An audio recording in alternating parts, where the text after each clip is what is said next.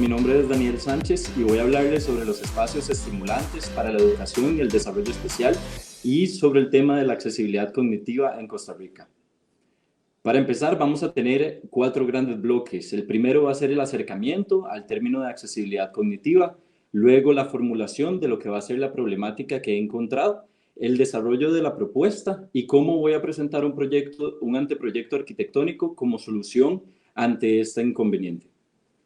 Primero que nada, tenemos que entender que el ser humano es un ser físico, cognitivo y sensorial. Por una parte, tenemos la parte tangible, que va a ser lo físico, los órganos, los huesos, los músculos, la parte cognitiva, que va a tener la relación con toda la parte mental, y la parte sensorial, que vamos a tener los sentidos, la vista, el gusto, el tacto, entre otros. ¿Por qué podemos decir que la humanidad es cognitiva? Resulta que en el entorno tenemos una serie de estímulos. Cualquier cosa que veamos alrededor de nosotros va a provocarnos uno. Ese estímulo va a ingresar por alguno de nuestros sentidos y se va a transformar en electricidad. La electricidad va a viajar hasta el cerebro y ahí es donde va a crear esta imagen o esta percepción que vamos a tener con respecto al entorno en el que estamos. Y de ahí vamos a tomar decisiones acerca de las acciones que vamos a tomar según esos estímulos que recibimos. Eso es lo que llamaríamos el conocimiento y a partir de ahí vamos a tener nuestras sensaciones y emociones. Por ejemplo, en la imagen de la izquierda, ustedes probablemente vayan a sentir un poco más de miedo, angustia por los colores, el tono de la iluminación, mientras que en la obra de la derecha de Tadao Ando, la Iglesia de la Luz, podemos ver más espiritualidad y más paz. Pero, ¿por qué es que llegamos a sentir eso? La humanidad al mismo tiempo la podemos categorizar como una humanidad sensorial, porque tenemos estos sentidos que es con lo que logramos conectar con nuestro entorno, ya sea la vista, el tacto, el oído, el gusto, el olfato, el sistema vestibular que tiene que ver con nuestro equilibrio o el propioceptivo que es la percepción propia que tenemos acerca del cuerpo. Sin embargo, ¿cómo encontramos esta relación entre la parte cognitiva y la parte sensorial? Resulta que en un experimento que realizan en la Universidad de Yale en el 2008, logran establecer una conexión que existe entre la temperatura y la cognición humana. Hacen un experimento donde invitan a unos participantes a llegar a un nivel en un edificio y los participantes, al llegar al elevador, encuentran con una persona que está llena de libros y objetos y les pide que les sostenga una bebida. Esta bebida en uno de los grupos fue fría y en el otro de los grupos fue una bebida caliente. Al llegar a la parte de la investigación, la primera pregunta que les dicen es, describa a la persona A. Y les tienden a brindar una serie de adjetivos positivos y negativos. Las personas que tomaron la bebida caliente, la sostuvieron por esa persona en el elevador, tienden a pensar de esta persona A como una persona más cálida, más amable, más agradable, mientras que los que tuvieron la bebida fría opinaban todo lo contrario. Era una persona más despreciable, desconfiable, deshonesta. Entonces es ahí donde decimos, existe una conexión entre los sentidos y la cognición humana. Sin embargo, el ser humano actual se ha vuelto insensible a todo esto, porque vivimos en un mundo que se ha enfocado en otros sentidos más que el resto. Al mismo tiempo somos inconscientes, porque los sentidos, el saber manejarlos y procesarlos, es un proceso a nivel sensorial que lo traemos prácticamente que instaurado en nuestro cuerpo y no lo pensamos a la hora de realizarlo. O al contrario, tenemos una sociedad sobreestimulada. Por lo tanto, podemos decir que el ser humano vive en un mundo ocular centrista. Todo está enfocado en el ojo y en el intelecto del ojo, inclusive en la arquitectura y la ingeniería, donde llegamos a presentar proyectos con una gran escala y una gran estética de belleza. Sin embargo, estaremos cumpliendo con todos los sentidos del ser humano. Es ahí donde podemos encontrar ciertas arquitecturas que van desligadas totalmente de los demás sentidos, que nos pueden abrumar, nos pueden llenar de información, pero tal vez no nos están transmitiendo ese mensaje que la arquitectura debería brindar. Y es ahí donde estamos discapacitando al ser humano, porque la discapacidad es la negación a la participación de cualquiera de las actividades que el ser humano quiera realizar. Sin embargo, nos vamos a enfocar en la parte esquina superior izquierda de la presentación, donde va a ser la discapacidad cognitiva. Por lo tanto, al ser un ser humano físico, cognitivo y sensorial, podemos tener una discapacidad en alguno de esos ámbitos o inclusive en varios, al llamarlas discapacidades múltiples. Gracias a la ley 7600 en Costa Rica, se ha tratado de disminuir el impacto de la discapacidad física, apropiando y adecuando la accesibilidad del entorno para las personas usuarias en silla de ruedas, por ejemplo, o que tienen alguna discapacidad móvil. Sin embargo, la parte sensorial y cognitiva está siendo dejada de lado porque hasta el momento, inclusive a nivel mundial, no existen muchas investigaciones acerca del tema. Es ahí donde nos ponemos a pensar cuál es la real arquitectura inclusiva que tenemos, donde va a ser esa mezcla entre la arquitectura y la parte de la discapacidad. Pero no es hasta que encuentro el Instituto Andrea Jiménez, que está ubicado en San Francisco de Ríos, propiamente en la parte de la Cabaña, donde encuentro con una arquitectura que está desactualizada por el hacinamiento que existe. Las personas en situación de discapacidad tenían una tasa de mortalidad sumamente alta en otras épocas. Sin embargo, hoy en día se trabajan personas desde estimulación temprana hasta un programa de adultos mayores. Al mismo tiempo, tenemos una arquitectura con un programa disfuncional porque existe un traslape de actividades. Cuando se diseñaron estos centros hace unos 40 años aproximadamente, no se contemplaba cómo iba a ser esta dinámica o estos esquemas y estos paradigmas educativos contemporáneos. También tenemos una arquitectura sumamente descontextualizada porque no está respondiendo a las necesidades y, por ejemplo, al tipo de usuario con el que vamos a trabajar. Del mismo modo, tenemos una arquitectura escasa de estímulos planificados. Sería muy irresponsable mencionar que sería escasa de estímulos, porque prácticamente que todo en el entorno nos va a generar uno. Sin embargo, tenemos que aprender a coordinarlos, a diseñarlos o preverlos para así evitar algún tipo de disconformidad hacia alguno de esos usuarios. También podríamos llamar a la arquitectura que está discapacitada, porque está impidiendo que las personas realicen las actividades, amenaza con la seguridad o inclusive vuelven inútil el espacio. Al yo no poder acceder a él, soy una persona incapaz de accederlo y por lo tanto presento una discapacidad. Con esto llego al problema general de lo que va a hacer en la arquitectura del país, y es que nos hemos enfocado mucho a lo que es la parte del entorno y la solución a la accesibilidad del entorno físico, pero no necesariamente a la parte sensorial y cognitiva del ser humano. No nos estamos detallando en lo que es la parte de la mente dentro de la arquitectura y cómo se ve afectada en cuanto a los proyectos que estamos proponiendo. Del mismo modo, la parte sensorial, que si bien estamos incluyendo algunos avances de la accesibilidad para personas con discapacidad visual, existe otra serie de discapacidades o trastornos sensoriales que no se han contemplado dentro de las políticas nacionales. De ahí surgen las problemáticas específicas con las que vamos a trabajar propiamente para el proyecto. ¿Cuál va a ser el objeto de estudio? Ya a la hora de traslapar los grandes globos que va a ser la arquitectura, la educación especial y la discapacidad cognitiva, busco ese centro que va a ser el vínculo y va a generarme los estímulos que necesito para crear esos espacios estimulantes para la arquitectura y el desarrollo especial. Y eso se va a transformar en el objetivo del proyecto. Para formular el proyecto tuve que desarrollar una metodología un poco compleja de muchos años de investigación. Como les mencioné anteriormente, la investigación tardó aproximadamente 3 años, dividiéndose en 4 partes principales. La primera parte fue el reconocimiento de la institución, que fueron a hacer visitas al centro para primero entender en qué consistía el tema de la discapacidad cognitiva, pues mi profesión es ser arquitecto, pero estaba y vivía alejado de ella en su totalidad. Del mismo modo, el instituto ocupaba para ese entonces unos proyectos de donación para dar un mejor servicio a sus usuarios y participar en la construcción y el diseño de lo que fue la remodelación de unos servicios sanitarios y un comedor estudiantil. De ahí es donde surge la idea, investigando un poco más, que estas personas no tenían simplemente un impedimento físico, sino que también tenían una discapacidad, se encontraban una discapacidad cognitiva que los iba a bloquear en cuanto a ciertas participaciones. Por lo tanto, tenía que investigar acerca de la teoría y diferentes casos de estudio que me ayudaran a poder entender la situación en la que se encuentran, cuáles son estas condiciones, cómo funcionan y cómo la arquitectura los iba a impactar. Para eso, investigué 5 grandes bloques a nivel teórico.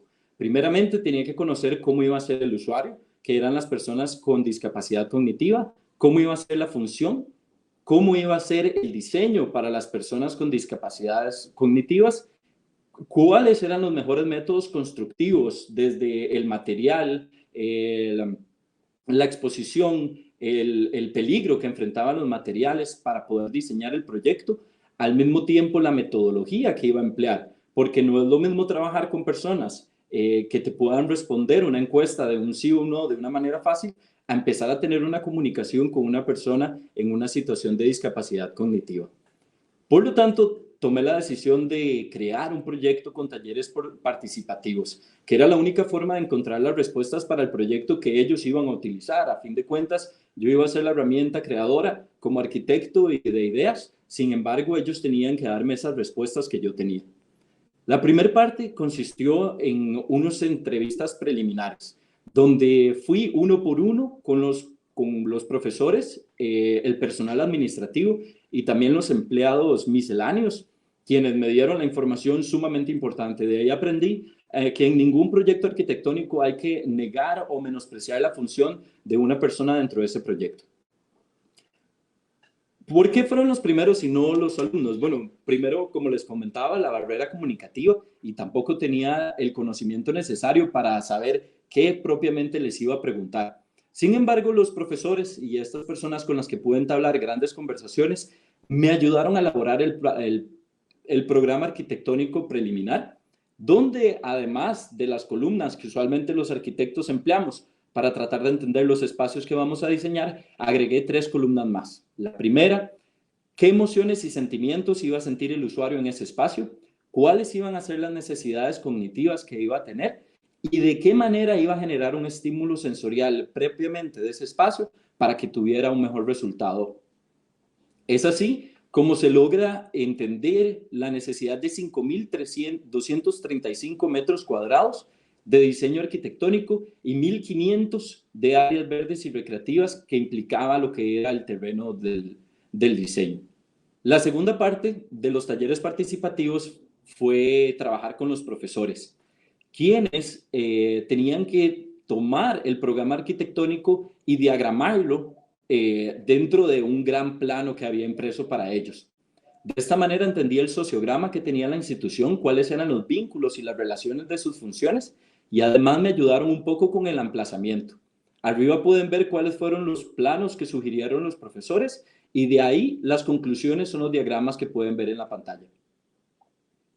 Seguidamente, entré a trabajar con los usuarios de la institución, donde ya tenía aproximadamente más de 1 año y medio de estar haciendo visitas y conocerlos, tenía la confianza para obtener una respuesta apropiada. El primer taller que hice fue el de la forma. Quería entender cuál iba a ser el gesto o la línea que iba a trazar a la hora de empezar mi anteproyecto porque no tenía la menor idea. Y empecé con las formas básicas, el círculo, el cuadrado y el rectángulo. Y les hacía la pregunta más simple: ¿cuál te gusta más? De 2 a 2 los fuimos comparando y cada uno fue definiendo cuál era su forma favorita. Y los resultados presentaron que las personas sin discapacidad cognitiva escogían más la figura del cuadrado.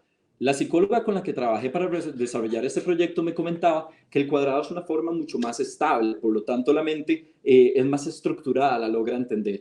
Mientras que el triángulo es una forma que genera estabilidad por la base de donde se encuentra. Y el círculo es una figura más juguetona, puesto que puede variar y puede moverse. Van a adivinar cuál de las edades escogieron cuál de esas formas preferibles. Seguidamente pasamos al taller de la textura, donde tenían que, entre diversos materiales, escoger el que más quisieran. Por ejemplo, escogieron favorito un material que era escarchado, texturizado, con un color brillante, refractante, mientras que el color opaco liso fue de menos atención, llamémoslo así. Por lo tanto, empezaron a surgir algunas pautas de diseño que podía utilizar para el proyecto. En espacios donde yo quería activar y llamar la atención, iba a utilizar materiales de este tipo, mientras que en los espacios donde ocupaba concentración para las terapias o para las lecciones, iba a utilizar materiales más opacos y más neutrales. El siguiente era un taller meramente del color. Se puso a elegir a las personas entre una gama de colores donde ellos pudieran opinar al respecto. Los colores que más gustaban eran los que estaban relacionados con la naturaleza, el azul, el verde e inclusive el plateado por el brillo. Sin embargo, los colores que negaban eran más como el café y definitivamente el negro. Por lo tanto, podía utilizar estos colores para llamar la atención de un objeto a donde yo quería que se acercaran o un espacio arquitectónico donde definitivamente tenía que negar la entrada, porque cognitivamente ellos lo iban a percibir de esa manera y por disgusto no se iban a acercar, por ejemplo, a cuartos de máquinas o servicios de instalaciones eléctricas. La última parte de estos talleres fue consultarles meramente cómo sería la escuela si ellos la dibujaran. Y a cada uno de los 100 estudiantes del instituto se les dio una hoja y tenían que diagramarlo. Lo más interesante fueron los diferentes tipos de percepciones que tenemos acerca de la escuela. Sin embargo, me llamaron la atención tres. El primero, siempre identificaban el individuo o el ser humano dentro de la educación especial. Segundo, la bandera como un símbolo de institucionalidad. Y tercero, la parte del juego. Siempre había playgrounds o áreas de juegos infantiles alrededor de una gran masa verde. Fue ahí donde yo integré toda esta experiencia de casi año y medio, ya íbamos por 2 años, y empezamos con el diseño del anteproyecto arquitectónico. Pero primero tenía que definir las pautas y lineamientos que iban a ayudarme a entender cómo desarrollarlo. Las primeras pautas que diseñé fueron las sensoriales cognitivas, donde a través de teorías como la teoría de las inteligencias múltiples, las habilidades adaptativas que tienen que desarrollar los chicos y usuarios del Instituto Andrea Jiménez, así como todo lo que iba a hacer el apoyo conductual y familiar para que ellos pudieran desarrollar un mejor entorno.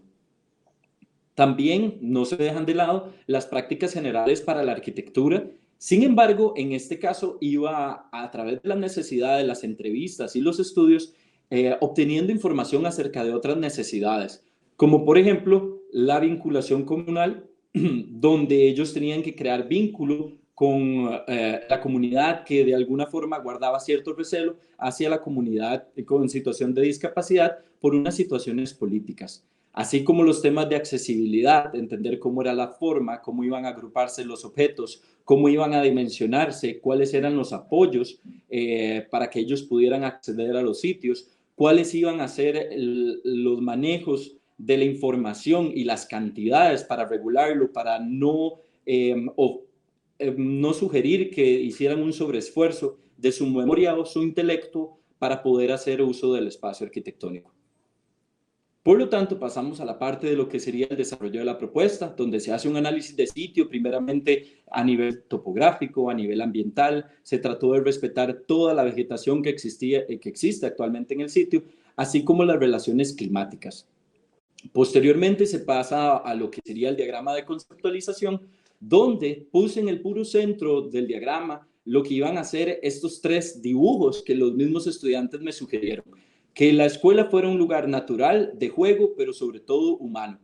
Alrededor de eso iba a crear un anillo de contención de estímulo intelectual y cognitivo, apoyado por unos bloques de espacios que iban a generar los estímulos conductuales y emocionales, y un anillo sensorial que me envolviera el proyecto para que ellos tuvieran ese estímulo a través de todos sus sentidos.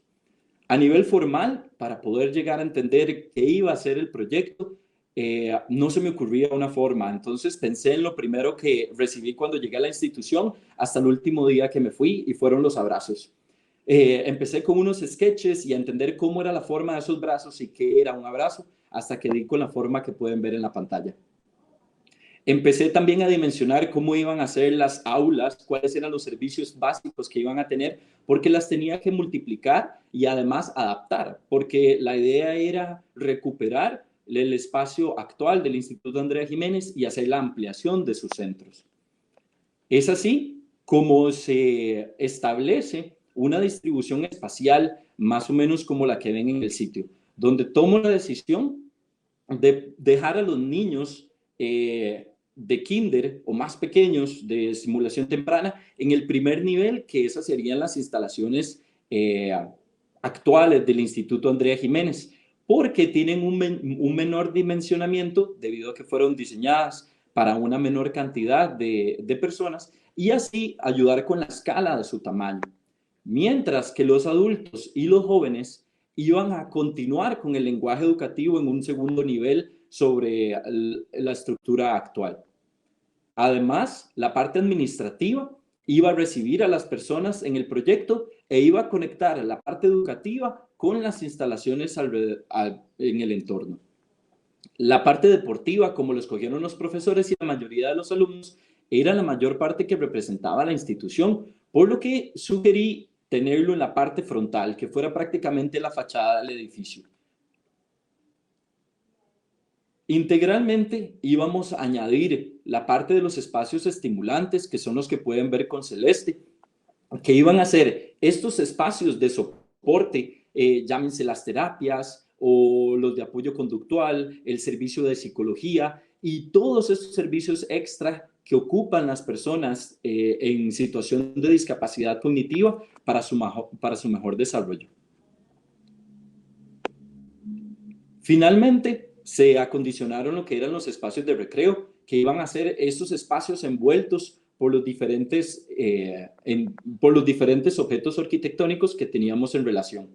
Y el anillo de contención sensorial lo íbamos a utilizar con el bosque que ya de por sí rodea la institución porque lo bordea un río y ya tiene una gran vegetación, y esa zona de retiro me iba a promover un espacio que podíamos respetar para hacer un sendero sensorial y jardines donde pudiéramos estimular el olfato, el tacto, el gusto, el sistema propioceptivo.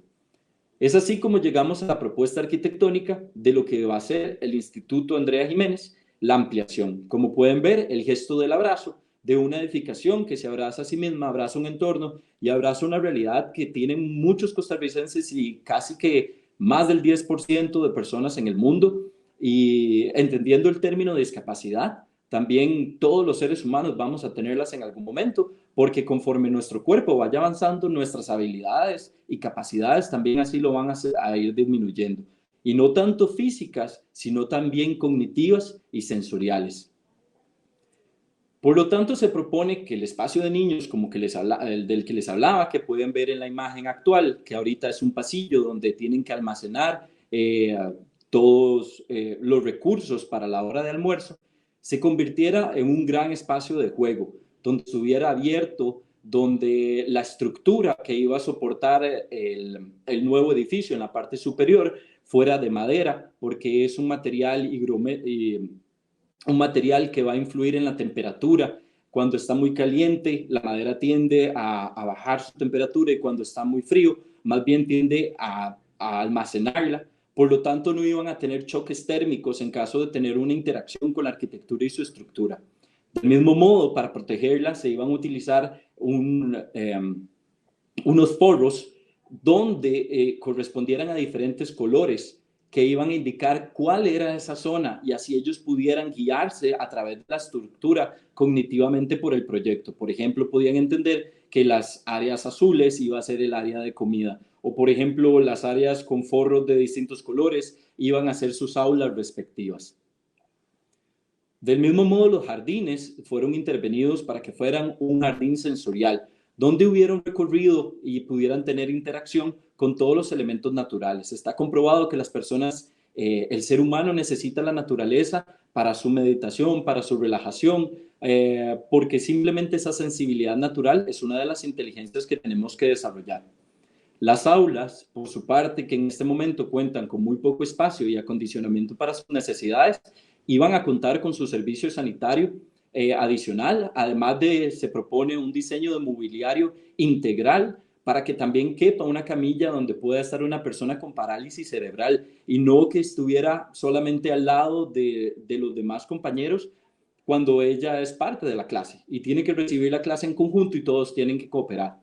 También el mismo aula fue diseñada para que explorara todo el tipo de inteligencias que tiene un ser humano, no solamente la matemática y lógica, sino también la lingüística, la natural, la sinestésico-corporal y todas las inteligencias que podemos desarrollar.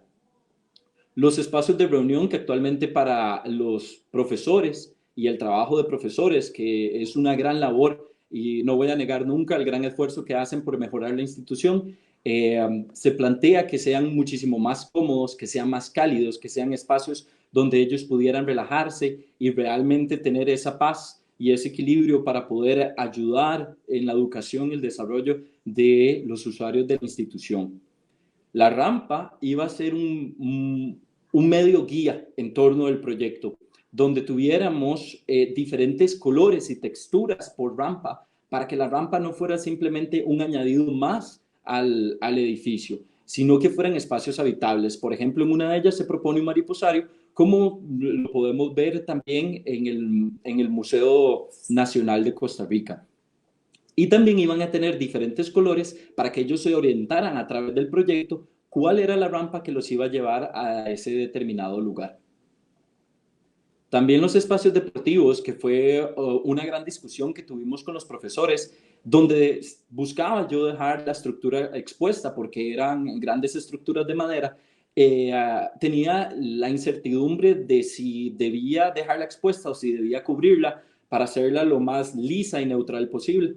Sin embargo, con estas conversaciones con los profesores tomamos la decisión de que ellos también tenían que afrontar esto en su espacio de estudio, porque el mundo actualmente no tiene los lineamientos cognitivos para el diseño, para integrar a las personas con discapacidad cognitiva en su totalidad. Sin embargo, ellos tenían que afrontar las luces, las texturas y estas nuevas formas que se generan. Y además, por ser un espacio deportivo, era un espacio que evocaba el movimiento y todo esto iba a provocarlo de por sí.